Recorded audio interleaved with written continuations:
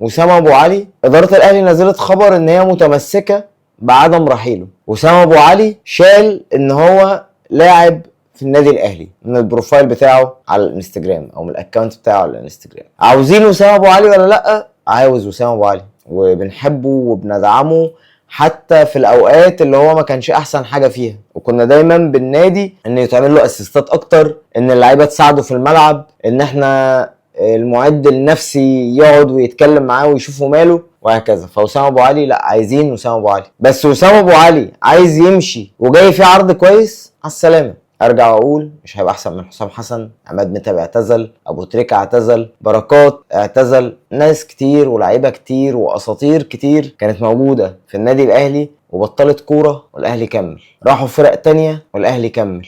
مفيش حد عزيز على النادي الاهلي. عايز يمشي افضل عرض ممكن النادي الاهلي هيستفيد منه، نقبل بالعرض ومع السلامه يا ابني. عايز يقعد يا ريت ان هو يقعد، وانا كواحد من جمهور النادي الاهلي بتمنى انه يقعد.